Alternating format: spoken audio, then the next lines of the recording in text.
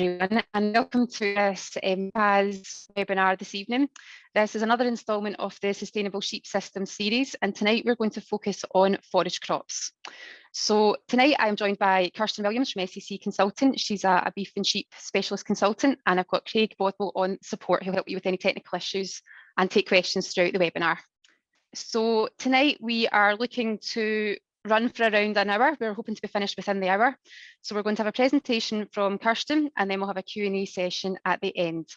And tonight we're going to focus on looking at forage crops for basically to mitigate the price of high feed costs. It's not a secret that the feed prices are currently soaring and they're expected to sort of continue that way. So Kirsten will give us a bit of an overview on the feed situation and look at what we can do in the back end to mitigate those costs and reduce costs within the sheep systems. I will hand over to Kirsten, who'll take us through the majority of the webinar. Okay, folks, I'm going to try my hardest not to do death by PowerPoint on a beautiful, beautiful spring evening. So we'll kind of go through this, as Hazel said, and then we'll try and leave plenty of time for questions.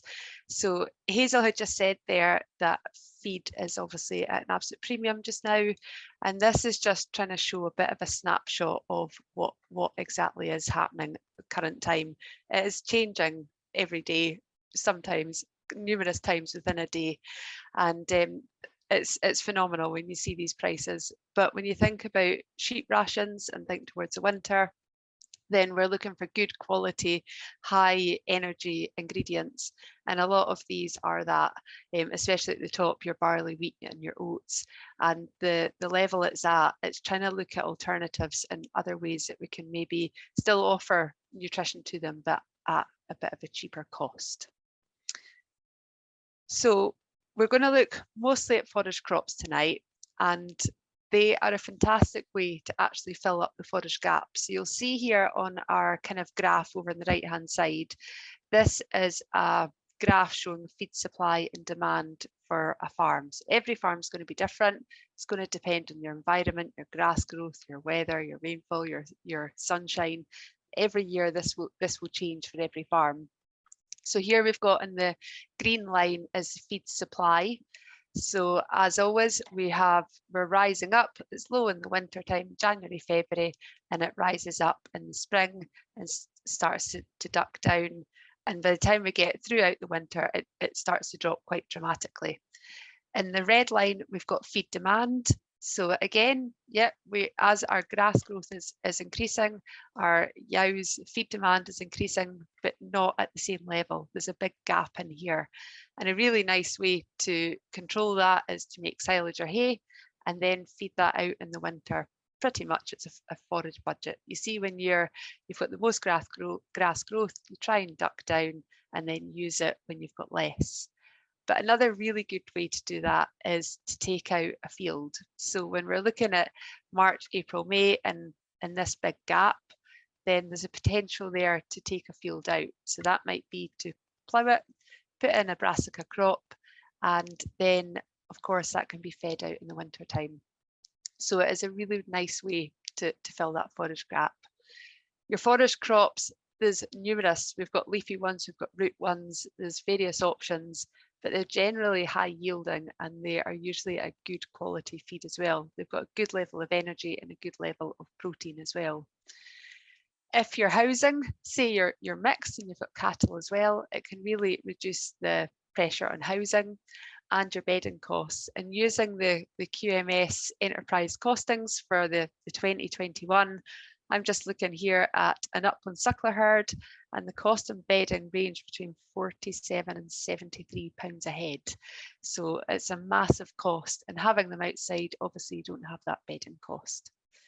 It's also a really nice break crop for grass. They're generally deep rooting and it's a nice break. So if you've got any fields that aren't yielding very well or could do with a renewal of grass, it's a really, really good break crop.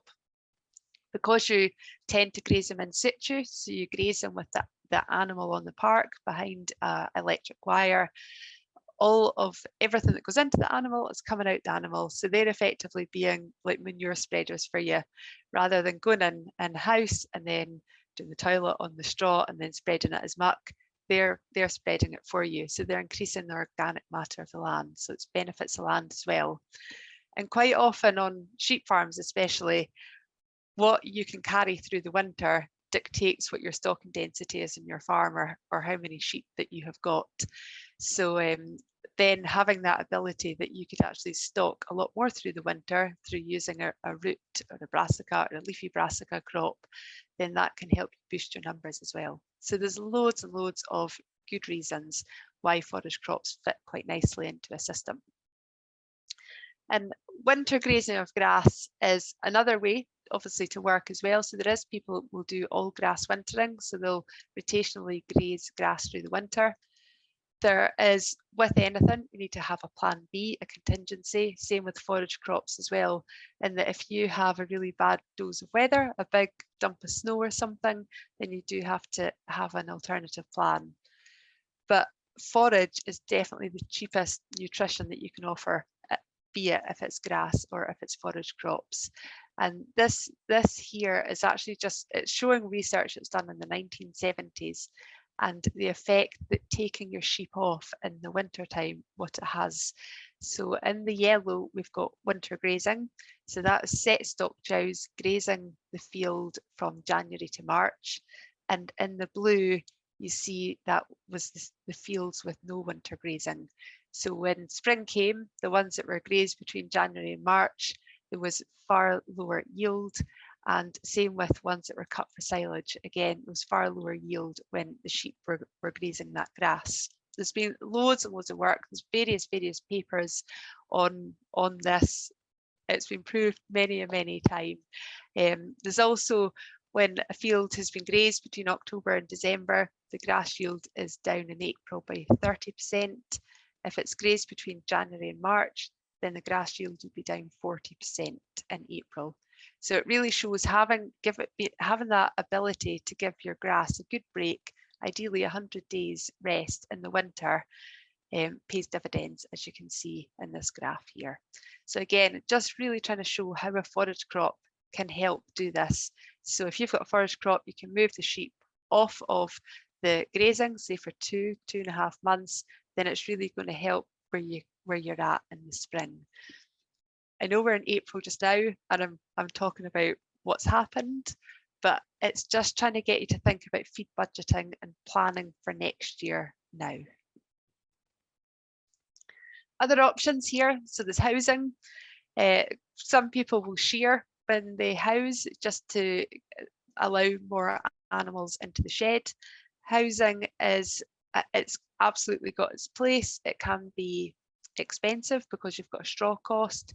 You can tend to get feet problems and such like if they're in the house for too long, but it's a great option. Say you've got a really wet farm or you're really struggling for forage, then housing is a really good option. Forage crops, as you can see, we've got a photo there of somebody grazing behind a wire. And the other way would be like your rotational grazing or your all grass wintering, where managed right, you can actually move the sheep around, allowing for your 100 days rest within your fields as well. The picture on the right hand side is doing exactly that. You see the kind of left hand side, they have grazed there. It looks quite brown. You can see tires going through it. It doesn't look the prettiest, but it's amazing actually how that comes back with its good rest of 100 days. So when you're trying to think of what wintering options suit you, no two farms are the same. So if your next door neighbour does one thing, it doesn't mean that it's going to suit your farm as well. So it's really thinking what you're trying to achieve from picking a strategy to suit you for the winter. And I guess the main aim is that we're looking after the needs of the animal, the welfare, the nutrition, but that we're also trying to reduce our cost as well while having an efficient system. So within an efficient system, you have them optimizing nutrition, optimize health, and optimize genetics. So it all comes in here as well. And cost is a massive aspect, especially this year when costs have gone up so much. And quite often this is something that helps people make up their mind actually what it is they're going to do to what the cost associated with it is. So we've got various different crops here. This feed cost per hectare, the kind of second column, that's only taking it to variable costs. So that's only allowing for your fertiliser, your seed, your sprays. It's not allowing for your actual work in ploughing it, cultivating it, rolling it and such like. So that is just your variable costs associated with that crop. So if we take Swedes, for example, that's £263 a hectare. And where I've got that cost from, I've used the Farm Management Handbook for last year. I've taken the seed and spray costs and kept them as they were. Fertiliser, I have just doubled it because that's generally where we are just now. We then have our grazing days. So I'm allowing generally kind of 2.5 months on the rotational grass, and then the grazing days on the forage crop is on the run up to lambing. How many yows is wintered per hectare? You can see fodder beet is at 160, whereas your stubble turnips is only 54. And the reason there is largely because of the yielded dry matter that you get from that crop. So fodder beet has got potential to yield really, really well. So that's why you can stock more per hectare. And you'll see the feed cost with the fodder beet is £905 to grow a hectare. But then the cost per yow per day is only 8 pence. And again, that's just because the yield, the amount that you can fit onto that hectare. I've also included a total cost, including silage as well, because with forage crops, we look to only include about 30% of their dry matter, 70% of their dry matter as forage crop, and the rest is made up with fibrous forage such as silage, hay or straw.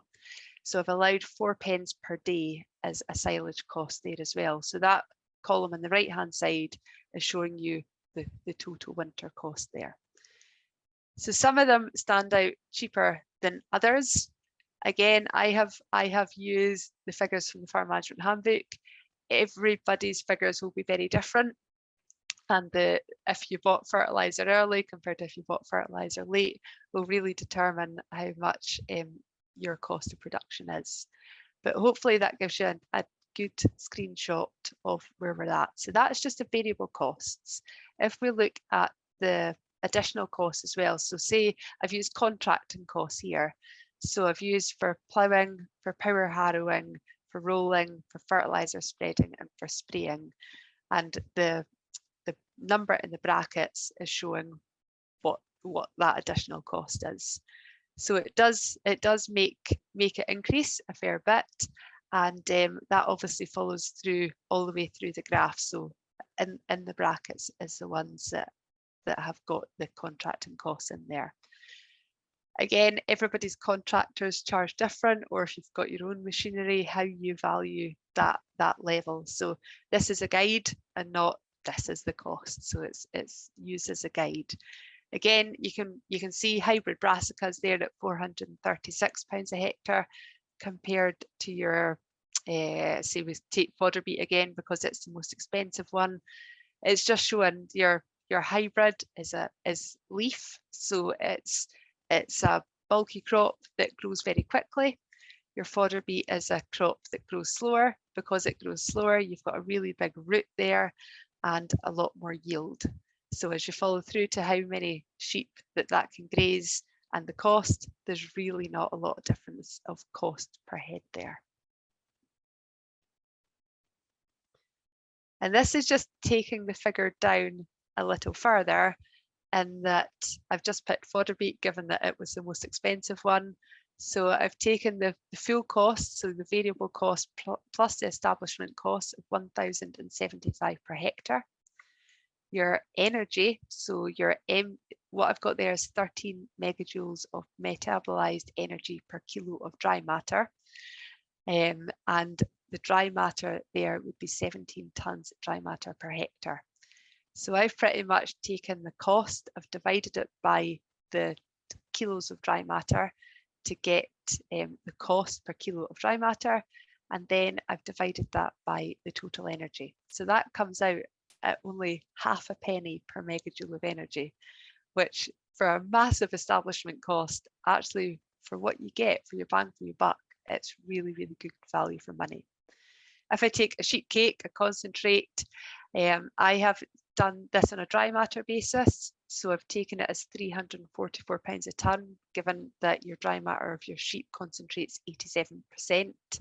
Again, I've taken that into a kilo per kilo of dry matter, divide up by the ME. And that's actually bringing out your fodder beet is almost 5 times cheaper than it is to feed sheep concentrate pre-lambing.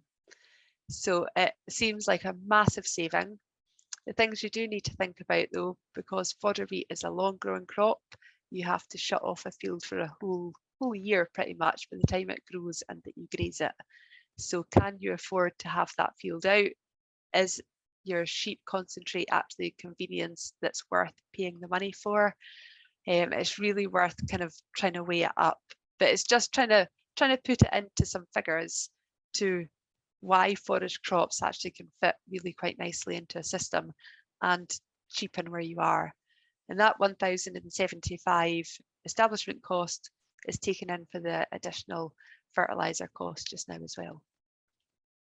Obviously, that is allowing for 2 sprays if there's issues and you've got a weed burden, then obviously that's additional cost. If you've got a low status, say potash soil, then your fertiliser may need to be more. So again, it's look at it on a case-by-case basis. So while we're talking about fertiliser, this is not a very easy table to read. It is just to try and give you a bit of a snapshot of fertiliser. It's really difficult to give a nitrogen recommendation for a crop because we actually look at what the previous crop was. So when I was speaking about it increases organic matter, your animals are eating everything and then it's going in one end, back out the other. They're actually leaving a nitrogen residue with that. So if it's something like spring barley, say the crop before that, and everything has been removed from that crop, then the amount of nitrogen you would put on would be greater. So something like a spring barley crop would be a 1. So you see the second column there is 1, and then a recommendation. If say your previous crop was something like Swedes, where the animals were being your muck spreader, then you would be looking towards the end of the table. It would depend if they were lifted, if they were grazed and such like as well. So it's really difficult for me tonight to tell you how much fertiliser to put on because there's so many variables, as well as if it's a 1, 2, 3, 4, 5 or 6, you've also got the type of soils that you've got. So you'll see within Swedes, we've got sand, shallow, sandy loam, other mineral soils, humus, peaty, and that depends. Also your rainfall is another thing to think about as well. So I can't, I'm afraid, sit here tonight and tell you exactly how much fertiliser that you need. If we're looking at the phosphate and potash as well, they are expensive. They are difficult you can't just decide today, I'm going to grow it and fertiliser arrives tomorrow. You do have to plan. Yes, there's definitely time for this year, but again, it's just thinking how available is it? How easy is it for me to get, and which crop actually fits me best, or if you've already got fertiliser sitting, which one actually sits best for you. So again, I'm just going to home in on fodder beet again, just because it has got such high potash requirements. So its requirements here, this is thinking if the soil's a moderate status. So if it's a low status, it's obviously more. But that's 340 kilos of potash per hectare, which is a really high amount compared to the other crops that you see there. And the reason that it's such a high amount of potash, you get a really, really big bulb.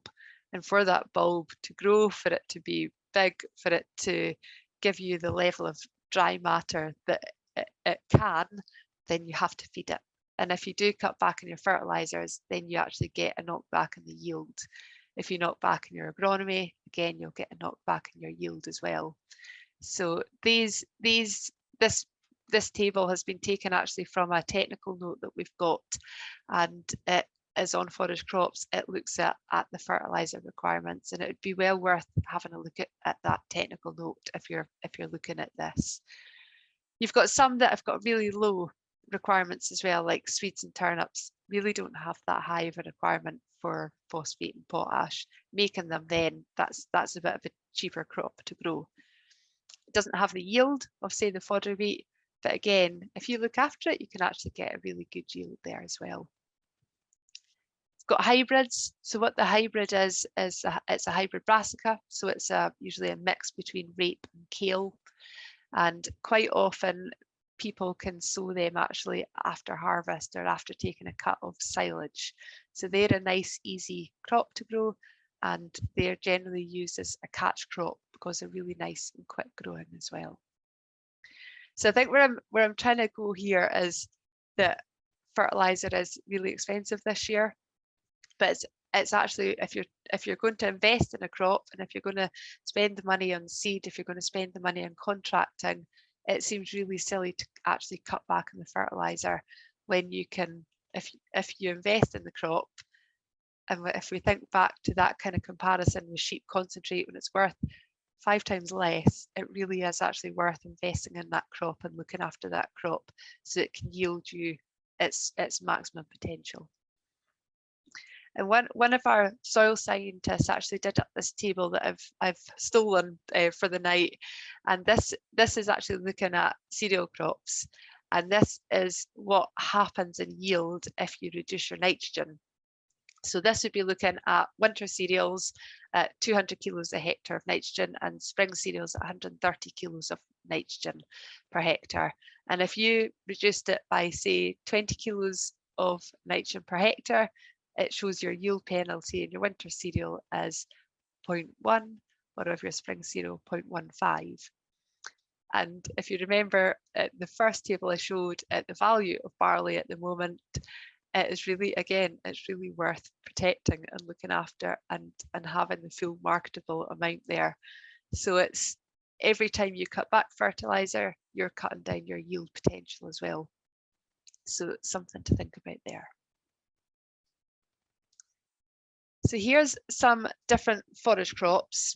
So I've tried to show it in a simple a way as I could think of. So you'd be sowing it in the red, where I've highlighted, and you would be utilising it or eating it when it's green. So if we look at kale, being that's the first one, it can be sown just now. So kind of April, May time, and then it can be grazed between kind of November through to April. The one thing you do need to watch though with kale is that you see we had a lot of wind last year. We had Storm Arwen, and then various storms followed that. If kale can grow quite tall, so you've just got to watch that it doesn't go flat. The other thing, it can shoot up quite a lot as well. So for sheep, they tend to not like thick stalks, or they don't utilise it fully. It's a really good crop for cattle. And if it's for sheep, you would generally not look to graze it too long. And ideally, you don't want to wait until it's flowering, because when it's flowering, you can actually come into some health problems there as well. You've got stubble turnips, they're really quick growing. So you could, I've put in the graph here that they're sown in August and September. You could grow them as a main crop as well. You could grow them just now. But because they're so quick growing, they're really nice actually to sow in after harvest time. You can direct drill them into stubble, or you can plough up and drill them in that way. So there's various options with the stubble turnip. They're generally really nice and cheap to establish, and they're a really good feed for sheep. They have a small bulb, and then they've got leaf there as well. Your bulb is where your energy is stored, and your leaf is where your protein is. So you've got a really nice mix of protein and energy there for the animals. Hybrid brassicas, they're the same. They're really short growing season as well. So they're 10 to 12 weeks. Again, you could sow them now, but I think by the time that you would actually need them, they would have shot. And again, if you get into a flowering situation, you can come into some health problems. So they're a really nice one to sow potentially after you've cut silage or you've harvested, and you can utilise them really nice and quickly. So quite often they fit nicely for finishing lambs. And again, you just need to watch with the weather with those that the frost doesn't come and take the leaf away, because they're just leaf and they don't have any bulb. So that's our kind of three main or two main quick growing ones, the stubble neeps and the hybrid brassicas. So if we think of, we've got leafy crops in our kale, our hybrid brassica and our rape, and then we've got root crops in your stubble turnips, your Swedes and your fodder beet. So your Swedes and your fodder beet, they grow with a really big bulb, so their growing time is a lot longer. So you see there 22 to 36 and 25 to 30 weeks. So it is a long time that your field is shut up. We're currently in May, so there's still plenty of time to actually get these into the ground. And last year, you'll remember we had such a wet and cold May. There was actually quite a lot of people that was into June before the crop went in. But the later it goes in, you actually start to get a bit yield penalty because you're missing the good growing weather. Fodder beet, you can go actually a bit later. So I've tried to break it up here. It's over 2 lines, just so that my green wasn't going over my red. But you can sow it as early as March, and ideally you're finished by May. But if you do have to, you can go in June as well. So there's various things you need to think about when you're actually picking which crop. So when you want to utilise it is probably one of the main things. So when is your pinch point? If you think back to that chart that showed a specific farm with their supply and demand of grass, where is your pinch point? Where do you not have? And if it is through the winter, then your bulbs are probably best, your Swedes, your fodder beet. But if you're also got a bit of a pinch point in, say, this time of year, then maybe it's not, because you would need to be ploughing a field and taking it out of production to grow this crop. If your pinch point is early on in the winter or the back end, then your quick growing crops are probably best bang for your buck between your hybrid brassica and your stubble neeps. So really have a think of your own system. Another thing to think about is how it fits in with your rotation. So if you're ploughing up grass, I don't know, say every 6 years, if you're ploughing up grass, when are you ploughing that? How does it fit in? Do you need to grow a crop every year? Do you split a field and only do half a field one year, then do the other half the other year? So really think about how it fits into your system. Think about what you're going to feed it to. So like I said, the kale would probably be more suited to cattle, whereas the rest of them, to be honest, would fit cattle and sheep. Your hybrid brassicas probably fit sheep a bit better. And think about when it is you're eating them and what kind of weather you're going to have. So if you're thinking you're not going to graze it until February, March time, then it's maybe not an idea just to have a leafy one, such as a hybrid brassica, because the frost, the wind, the snow could make sure that you don't have a lot of leaf come the winter. So I'm very aware that's a massive amount of information that I've just thrown at you through that slide, but hopefully it makes sense to there's various different crops there, and that they've got different utilisation, and when you would actually graze them and when you would sow them. So we've got, I spoke there about leafy crops and root crops. So your leafy crops tend to be high in protein. So they're the crops that have got a lot of leaf. Your leaf and your minerals are, your protein and your minerals are within your leaf. They also have a good level of energy, and the hybrids can be really fast growing. Whereas your roots, you've got your brassica roots and your beet roots. And because they've got a big bulb, they are high in energy. And they're like an energy bomb, say, for your feeding lambs or for your pregnant ewes. They do have a higher establishment cost, but when you think about what you actually get for your money, because your establishment costs are high, you get a high yield, and per kilo of dry matter or per megajoule of energy, you're actually quite comparable in the costs. So here is our nutrition. So your leafy brassicas are high in protein. You can see rape and hybrids there, 19 to 20% protein. And your, let me find another one, your kale 16 to 17. So you can see they're good protein. Your energy is higher in your bulbs, but if we look at fodder beet, the 12 to 13% protein is book value, but your bulb is actually only about 6%.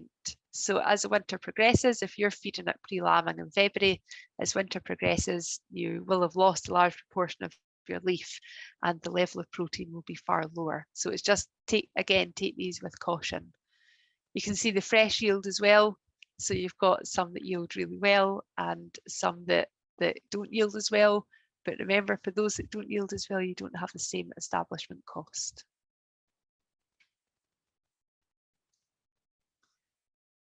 And another thing to think about is the variety choice. So you can look at yield, you can look at disease resistance. There's loads of facts and figures that you can get from your seed salesperson. And again, it's thinking about what the challenges are on your farm. Think what the strengths are of your farm as well, and use those strengths to your advantage and try and work out what crop suits you the better. Another key thing would be both the digestibility and the dry matter. So they need to be digestible for the animal or else they possibly won't eat it.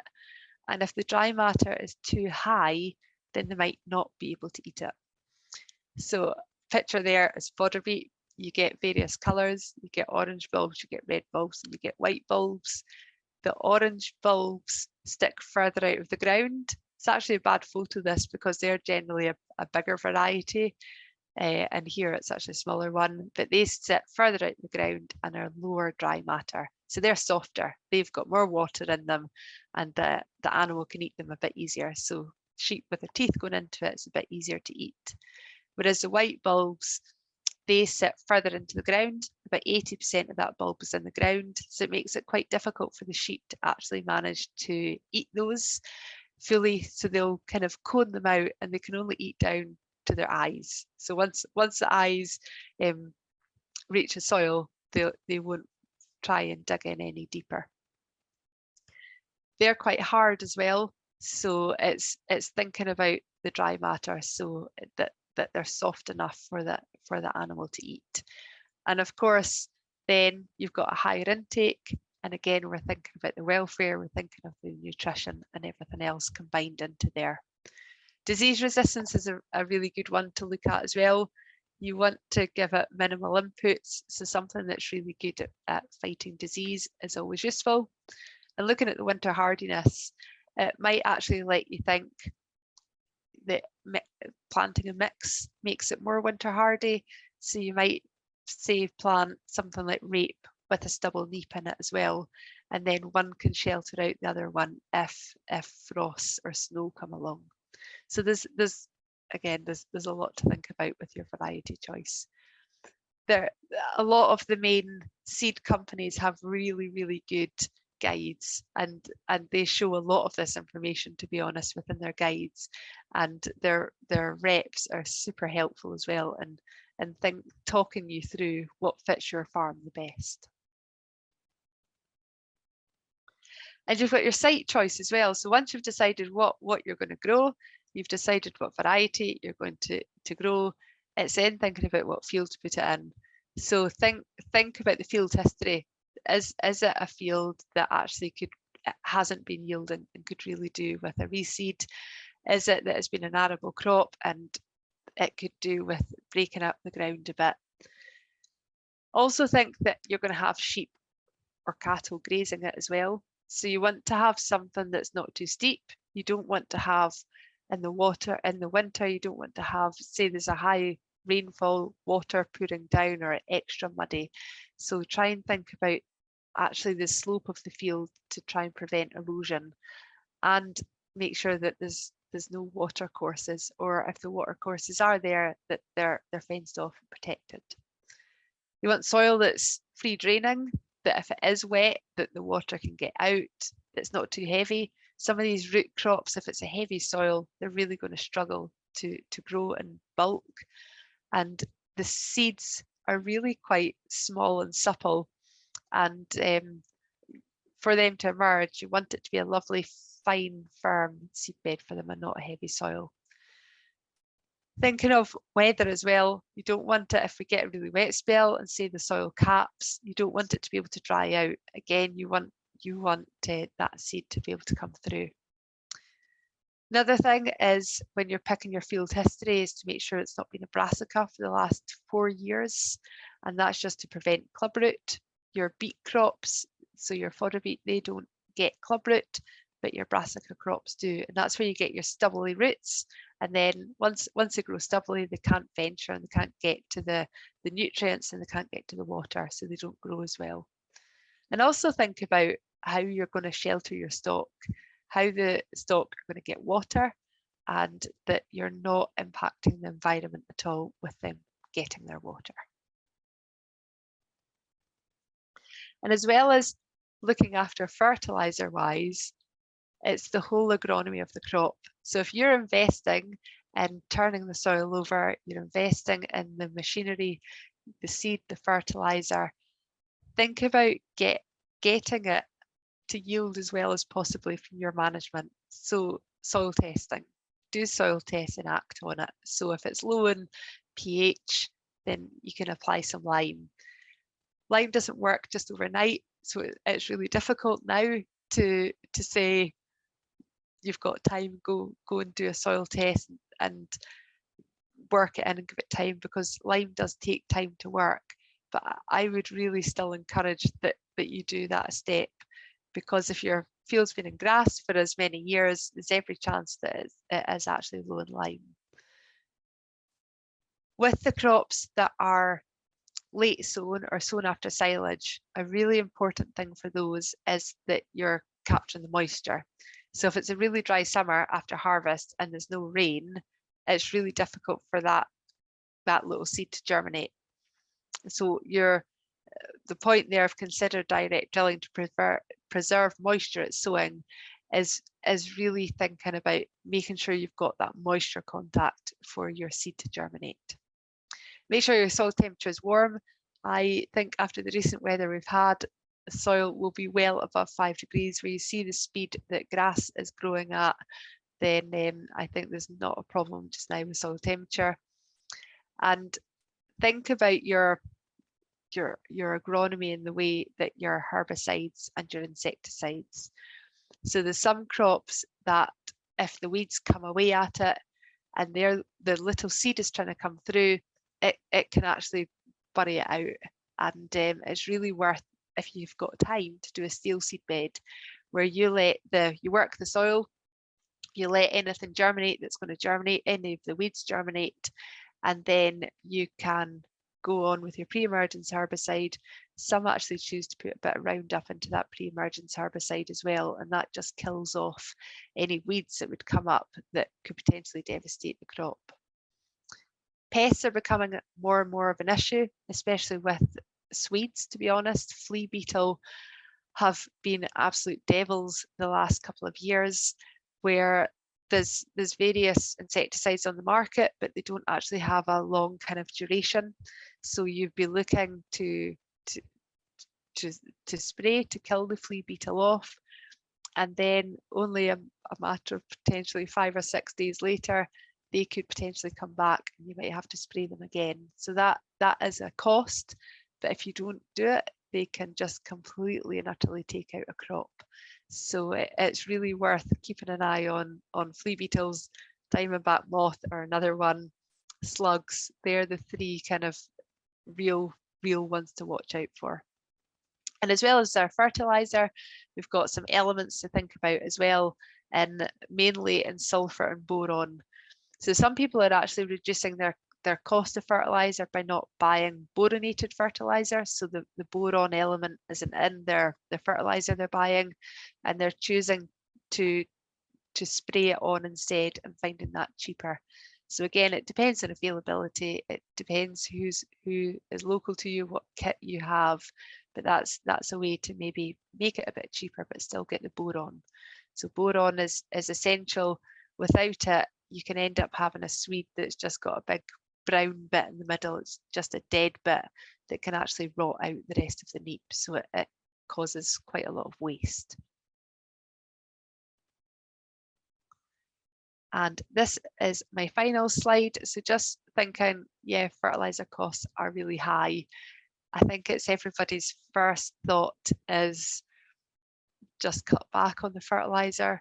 But when we have got a high fertiliser price, we have got a high concentrate price, because obviously the price of barley is costing more to make as well. If you don't look after your crops, then unfortunately it means adding on more bought-in feed for sheep, and you have to spend the money one way or the other. It's either on fertiliser or it's on feed. So I think it's really, really well worth investing in your crops, looking after your crops. And a way to maybe just reduce cost a bit is if you've got organic manures yourself and farmyard manure, cattle muck, sheep muck from lambing time, that can reduce the fertiliser that you put onto your crop as well. So yeah, I think it's easy to say cut back, but I think it's easier potentially to look after your crop and make sure that you've got something on the farm that is actually a lot cheaper than what you can buy in. Excellent, thanks very much, Kirsten. That was a lot of information in just over half an hour, but lots of quality information. There was lots of good tips in there, and I think the key thing is we know feed prices are going to be dearer coming into the winter, and goodness knows what they'll be by next lambing time. So I think the key message from tonight is it's not too late. You know, we're sitting at the 19th of May, and from Kirsten's slide with when you can sow a crop and utilise a crop, there wasn't one crop there that she said, nope, it's too late, we can't do this now. So I think there's lots of options to weigh up what crop's best, what suits your farm, what suits your stock, whether it be ewes or finishing sheep, and then looking for something. One thing we didn't really talk about, Kirsten, was grazing them. What is your recommendations? Obviously, some crops, the sheep just get let through the gate and left to graze at their own preference as to what they want to do. And obviously a lot of them are strip grazed. Is there any preference or recommendations for what crops or when you should strip graze as opposed to set stock in the crop? Yeah, so if you're investing in the crop, you want maximum utilisation, so a reduction of waste, I guess. And if you're just letting them in and letting them graze it, then they'll cherry pick. They'll probably eat all the leaf because it's nice and easy. The bulb they've got to work for. So they'll probably eat a lot of the leaf, which is the protein, and then go back and eat the bulb, which is the energy. So then they've got a real imbalance of nutrition. And especially if you're pregnant ewes, then obviously that's got repercussions with metabolic diseases and such like as well. So I would really tend to fence off all crops, even if it's finishing lambs. And it's just a way to let you make sure that they're utilising it well, that they're not trampling on it, because if they start to trample on it, they can waste it. But then sheep are so picky and selective, they quite often don't like eating anything that's dirty. So then they'll just refuse to eat it. Whereas if it's ideally a long, narrow fence in front of them, they've all got access to the feed face, they're not going to stand on it, and it's nice and fresh in front of them. I know it's not ideal for some folk. I would look for something like a 2 to 3 day break. So it wouldn't be every day you'd need to move the fence. And with lambs, you could fence off a hectare block, say, rather than moving a fence. And then you could have them kind of set up early on, and then you can just rotate them round. But I'm a fan, I'm afraid, of moving fences. And the thing is, the cost of some electric fencing is not, it's not going to break the bank in the grand scale of things to do that. And the good thing about that is as well, your stock's all in a condensed area, isn't it? And it's easier to check them. You're not going about all the different fields as well, trying to check them every day. Yeah, I think as well, like people like trough feeding pre-lambing as well, because you physically see them coming in to feed every day.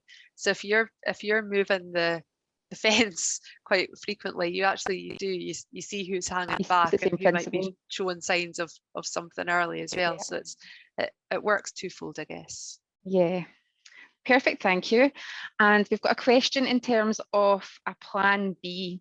So would you advise to always have a plan B, a runoff area, if, it might be a field that you think is fairly dry or, whatever, but if you get caught out with heavy weather, should you have a plan B, for example, a stubble field nearby that you can shift them onto? Obviously, if you're trying to rest the grass for 100 days, you want to try and avoid, ruining that plan, but what would your advice be for having a sort of runoff or backup plan?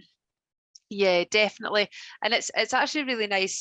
I didn't say it there, but when you're setting up a field, it's actually good if you can have a bit of a grass margin around that field so that they've got somewhere that's a dry lie initially, that you're not just putting them on and straight onto the crop with nowhere to go. It kind of helps as well with when they go on in the transition to the crop, because they'll always nibble away at grass as well, so that kind of slows down the digestion. So if you've got a grass margin, it works for that, but then it also gives them a bit of a dry lie area.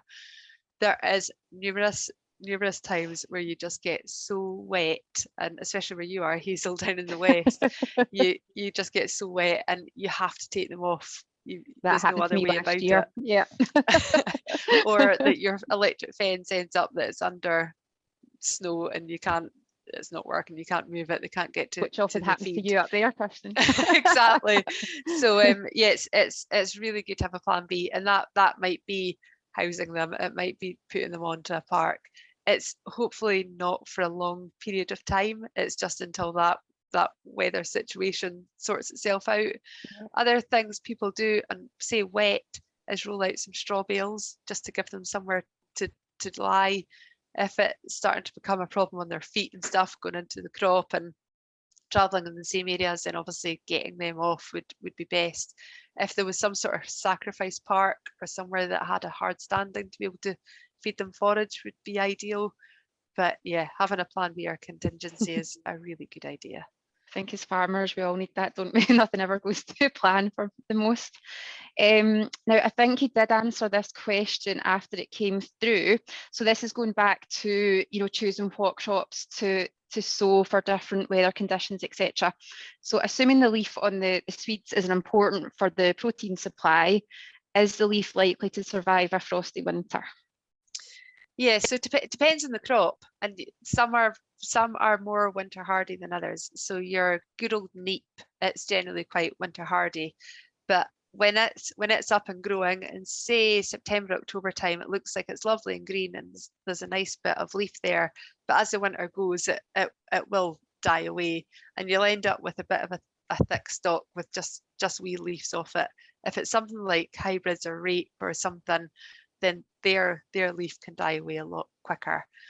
It's thinking about what that animal needs at the time. So say it was for pregnant yows, the leaf was going away, you'd be trying to think, actually, do I need to supplement this? And it could be that you could supplement it with good high quality silage.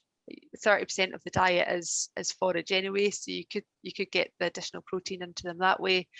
Or could you offer them something like 100 grams of soya per head per day, where it's not a lot of feed, but it's just given that additional protein if they need. And if in doubt, it's really, really good to get just your vet to come in, blood sample randomly, just a small group. It could easily be just 10, 20 sheep, and do a blood test. It would test their energy and their protein levels. And then it just lets you see that it's low, so we need to change something, or no, it's fine, you don't need to do anything, what you're doing is bang on. And it's a really good, even if you're not doing forage crops, to be honest, it's a really nice insurance policy that your nutrition is doing what you want it to do. Kirsten is an expert in fodder beet, so here's one for you. Has there been any trials done on fodder beet yield with regards to sowing rates, seeds per acre? So they have found 6-inch spacing inhibits the ability of the bulb to come to its full potential and are now trying 8-inch spacing. Are you aware of any trials? Yeah, it's a really interesting one. There's been a lot of trials done over in New Zealand on it, and where in Scotland we're thinking surely the wider the space, the more ability it's got to bulk, whereas in New Zealand they're actually finding the smaller the space, the stronger plants they've got growing. So we've actually done some trials ourselves here in Scotland, just commercial, just like on farm trials, and we were finding, like, our thoughts would be that the wider the row, the more ability there is for the plant to bulk out. Over 2 years we did it, and it was 2 different results. And it was that one spring was a good spring, one spring was a poor spring. So the germination was really good, and on the good year, and it worked really nicely. The year that the germination was really bad, it would have been better to have more seeds, to be honest, because with the less seeds there was more die out, because the springtime was bad. There wasn't a good germination. There was more weeds there as well, so there was more kind of open. It took longer for the canopy to close and everything else. So it's, yeah, New Zealand does very much have more seeds, so they're looking at planting 130,000 seeds per hectare, whereas we are sitting about 100,000 seeds per hectare. So we are looking at less seeds. So I would go with that thinking, definitely. You would have that one nailed to a T. And I think we'll maybe make this one the last question of this session. Can fodder beet be grown organically? Graham, could you pop in the chat whereabouts in the country you are as well, please? Yes, Graham, fodder beet can be grown organically, and there is people in Scotland growing it organically. The biggest challenge is weeds. So it is hugely, hugely susceptible to weeds, because it takes it a little minute to come out the ground. Once it's out, it goes, but it's actually planted quite deep. So it's usually planted about 2 centimetres, whereas your Swedes is about 1 centimetre. So it has obviously got longer to come out the soil. Non-organic farms tend to spray pre-emergence and then 2 weed sprays after that, just to make sure that the weeds are combated. But I think if you're in organic principles and your weeds are semi part of your mixed kind of integration of what's happening in the land, and they're generally a lower burden. There is people down in the borders actually growing it organically. Their yield is at about 60% of what we get non-organic. So it can absolutely be done, yeah. Perfect, thank you. Okay, so we'll close the questions there just now, so we finish on time. If anybody does have any more questions, feel free to keep putting them in the chat or the Q&A, and we'll get back to you with them. Likewise, you're more than welcome to email any questions through to us. Okay, so we've had a few people asking about the ROSA points. So yes, they are available for attending this webinar. And what to do once it's over, or tomorrow, if you send your number to Val, val.angus@sec.co.uk, and she'll sort that out for you. And what I will say as well, Kirsten did give across a lot of information tonight, and she mentioned several times there's so many variables and so many options. On the FAS website, we've actually got a section dedicated to forage crops. And Kirsten and I followed 3 farmers last year growing basically the range of forage crops Kirsten's talked about tonight. And looked at all their challenges, the good points, the bad points, and that was following people feeding cattle, crops to cattle and sheep, and utilising them in different ways. So that's more than worth going and having a look at as well. And there's also the technical notes that Kirsten spoke about. So there's a range of information on the FAS website there in the forage crop section. So that really concludes the evening webinar.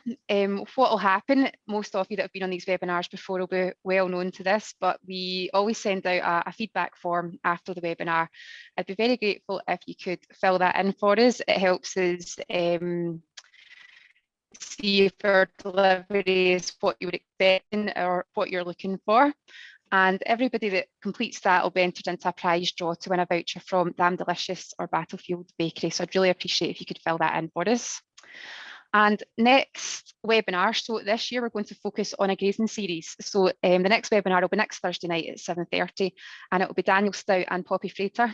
So Poppy's our grazing and sheep specialist. So this is going to be a series following the 4 seasons of the grazing calendar.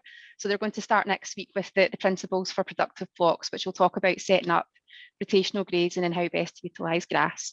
So it'll be a great series to tune into and just follow through the season and see how we can make a better job from grass. So with that, I would like to thank Kirsten for her expertise tonight. I would like to thank you all for joining. Please don't hesitate to get in touch with us through the FAS website, through the email address or the helpline if you've got any further questions. Thanks everyone, good night. Thank you.